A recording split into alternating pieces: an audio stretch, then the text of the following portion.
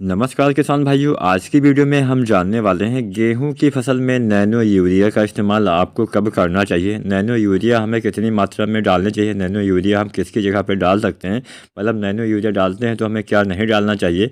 समस्त जानकारी हम आज के इस वीडियो में आपको देने वाले हैं। चैनल पर नए हैं तो सब्सक्राइब करें और कोई सवाल या सुझाव हो नीचे कमेंट करना मत भूलिएगा। चलिए वीडियो स्टार्ट करते हैं। सबसे पहले जानते हैं आखिर नैनो यूरिया काम कैसे करती है। आप सभी को पता होगा इफ्को के द्वारा नैनो यूरिया का निर्माण किया गया है, इसके द्वारा इसको पेटेंट कराया गया है।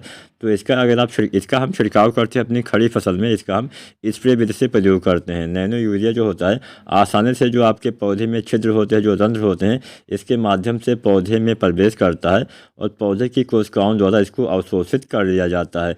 ये पौधे में जो फ्लोएस के माध्यम से आवश्यकता अनुसार ये वितरित होता रहता है, मतलब पौधे में अंदर से ये वितरित होता रहता है। जो ज़्यादा मात्रा में नाइट्रोजन पौधे में स्टोर हो जाता है, जो आपके छेद के माध्यम से अंदर चला जाता है पौधे में, वो पौधे के विकास में वृद्धि के लिए धीरे धीरे आपके पौधे इसको निकालते रहते हैं, छोड़ते रहते हैं।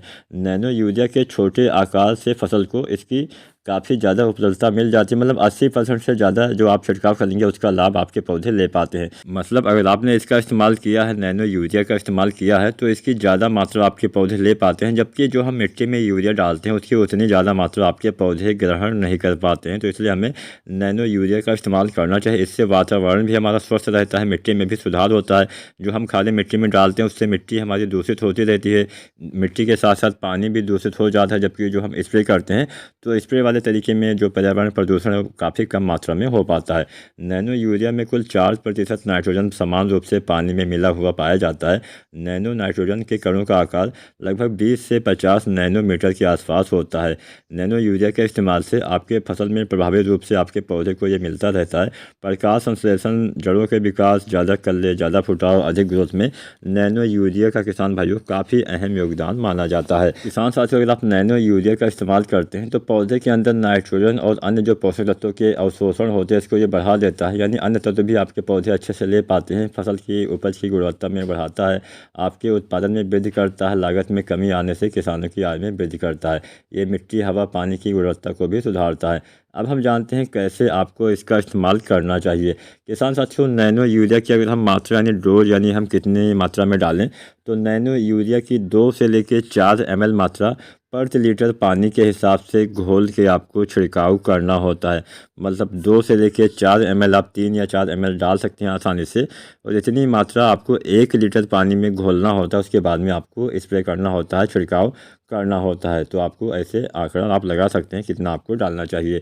अगर आप जानें कि कितनी बार आपको इसका प्रयोग गेहूं में करना होता है, तो मैं आपको बताते चलूँ। नैनो यूरिया का इस्तेमाल हम यूरिया जो डालते हैं, जो हम यूरिया की अपनी खड़ी फसल में टॉप ड्रेसिंग करते हैं, तभी आपको करना होता है। जैसे आप गेहूं में यूरिया 3 बार डालते हैं, पहली बार बुआई के समय, तो बुआई के समय जो आप नाइट्रोजन की पूर्ति करते हैं, चाहे आप यूरिया डालें, चाहे आप NPK डालें, चाहे आप DAP डालें, तो बुआई के समय वाली खाद आपको डालनी होती है। बाकी जो हम बाद में अपनी खड़ी फसल में जो हम टॉप ड्रेसिंग करते हैं, मतलब पहले पानी पे जो आप यूरिया डालते हैं या फिर दूसरे पानी पे जो आप यूरिया डालते हैं, तो उसकी जगह पे आपको नैनो यूरिया का इस्तेमाल करना है। बेसल डोज वाली खाद जो हम पहली खाद डालते हैं वो आपको डालना चाहिए। मतलब जो हम खाद मिट्टी में डालते हैं वो आपको पहली बार वाले डालनी है, जब हमारे पौधे का जमाव नहीं होता है। बुआई के समय जो हम डालते हैं वो आपको डालना होता है, क्योंकि शुरुआत में जड़ों का विकास सबसे पहले होता है, बाद में हमारे पौधे ऊपर आ पाते हैं। तो जड़ों के विकास के समय भी कुछ खादों का इस्तेमाल अवश्य करना होता है, जिससे जड़ों का विकास जब तक सही से नहीं होगा, शुरुआती विकास तो मिट्टी से ही होता है। तो मिट्टी में शुरुआती जो हम डोज डालते हैं बुआई के समय वो आपको खादें डालनी चाहिए। बाकी जो हम बाद में पहली और दूसरी बार जब हम पहला पानी या दूसरा पानी लगाते हैं, तब हम जो यूरिया की टॉप ड्रेसिंग करते हैं, तो उसकी जगह पे आपको नैनो यूरिया खाद का प्रयोग किसान साथी करना है।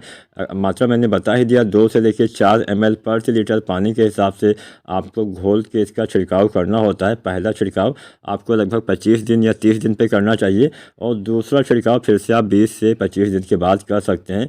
और आप चाहें तो इसके बाद भी किसान साथी, अगर मान लीजिए कमी रह गई हो, तो फिर से आप अपने फसल की आवश्यकता अनुसार इसका इस्तेमाल कर सकते हैं। बढ़िया लाभ मिलेगा, आपकी लागत में कमी आएगी, समय में बचत आएगी, और आसानी से आप जो आता है ये नैनो यूरिया, इसका इस्तेमाल कर सकते हैं। और नैनो यूरिया के साथ आप सागरिका लिक्विड वगैरह भी डाल सकते हैं। वीडियो अगर आज की पसंद आई हो लाइक ज़रूर करना, और कोई भी सवाल या सुझाव हो नीचे कमेंट करना मत भूलेगा। वीडियो देखने के लिए किसान साथी बहुत बहुत धन्यवाद।